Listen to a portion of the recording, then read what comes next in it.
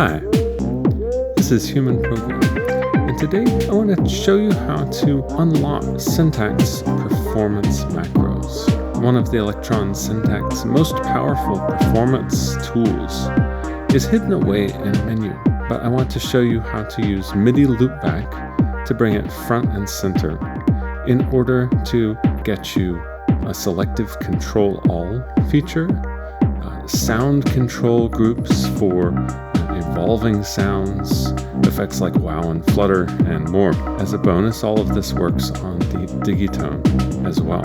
So this feature doesn't have a name on the Syntakt and the Digitone, but I'm calling them performance macros because it's very similar to a feature on the Analog 4. This is a menu in the sound settings that allow you to assign up to 4 parameters to the MIDI controls for the mod wheel, pitch bend, aftertouch, and breath control features. You can use this with a MIDI keyboard with its aftertouch or mod wheel or pitch bend, but frustratingly, this won't record to the sequencer, and the Trig mods feature of the Syntakt can't access them either. And with some keyboards like my KeyStep 37, you can't access aftertouch except by playing the keyboard. But I want to show you an approach that I think makes the best out of this feature with the most flexibility. For this particular method, I use the MIDI Loopback, although you could use either an external MIDI controller or another Electron device. Dave Meck does this with the Syntakt and Digitone. But if you're going to use the Loopback to use the Syntakt or Digitone standalone, you need to first make sure you don't crash your machine.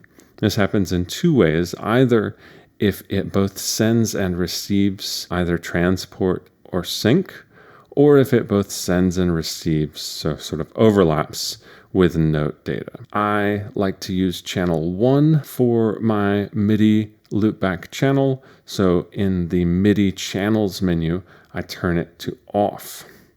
And then for my particular setup, what I like to do is set all of the other tracks on the Syntakt to receive on channel 8. I'll then set channel 1 to transmit to channel 8.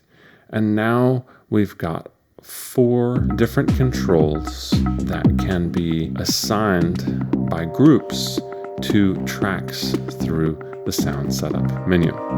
To set up these performance macros, you go into the sound menu, then setup, and you have a number of options. I find velocity a bit of a headache to work with, but mod wheel, breath control, and aftertouch, when you use it like this, are all functionally identical. And then pitch bend is a parameter that's bipolar. You can move it in either direction, and this makes it useful for not just pitch bend, but for anything where you want to move your controls in 2 directions. To start out with this track, I want to take the percussion to give it a bit more oomph. So I'm going to start with the kick and use the mod wheel for this. And I'm going to add overdrive. And then, because the overdrive makes it louder, I can compensate in the opposite direction with the volume. All of the parameters you can set here are bipolar. And I'm going to add a little bit of resonance and a little bit of sweep. Now, the thing that makes this a lot easier and truly worth doing is not in the manual, but I found that you can copy the modulation pages using function and copy from this page.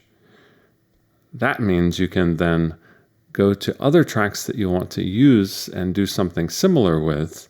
So I want to put this to my snare drum, listen to it, give it a volume check. I like to have pretty flat dynamics, and then maybe adjust, switch out 1 or 2 of the parameters, then copy, then paste again.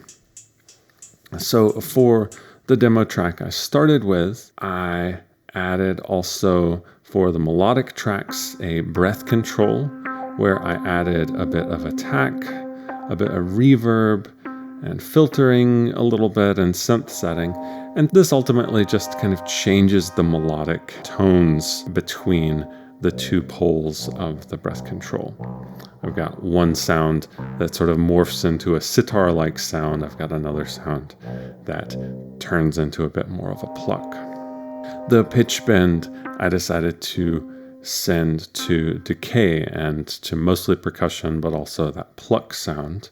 And that's one that's nice to have go both ways because you can both subtract and add decay. And then for aftertouch on this track, I decided to make that a one-directional transposition. I took all the melodic tracks and just moved them up a fifth, which is 7 steps. And when I did that, the bass didn't sound great up that much higher, so I sent it downward 5 notes instead. This method in general has a lot of potential for transposition, especially if you're using the sequencer as well. I'll mention one particular use case, which was the first use I made of it on a demo track, which was a wow and flutter trick. I just put the pitch bend to about 7.0, and here I used the sequencer, and for this example we'll just make it a short sequencer. We've got an LFO going to the pitch bend, and it's giving the wow effect with slowly moving up and down the pitches of every track on this pattern.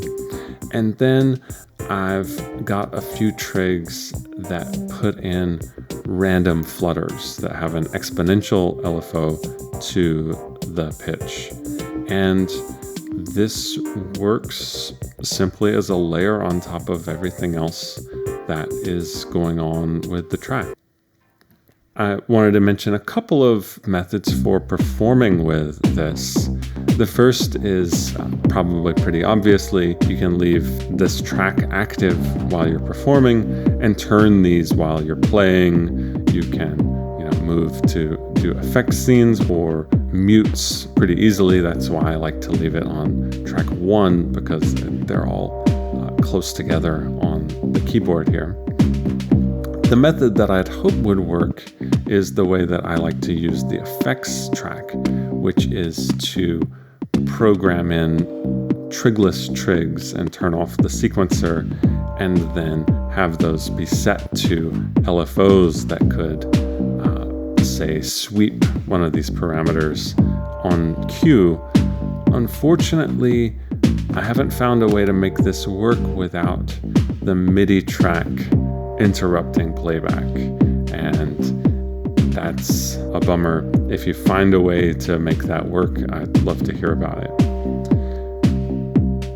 The other thing that does work, however, is you can use the sequencer to key in different sweeps or movements of these parameters, and not to take the fun out of performing with these instruments, but one could, for instance, start out a sequence with a very slow LFO that changes the sound over time. This might work especially well for ambient or other slowly evolving sounds as you want to do it. And a parting tip is that putting the sequencer on 1/8 speed is especially great for both this and the effects track, because each row of the sequencer is a 4-bar loop, so that gives you 32 bars to work with, a nice little song section chunk. And with conditional trigs, you can go through a couple of those all within one pattern and program as many different parameters as you want, as long as these are yellow or trigless trigs, which you make by hitting function and the trigger. Yeah, I think that'll do it for this video. Thanks a lot for watching. I'll play out with a little demo of some of these effects in action on a track. Thanks.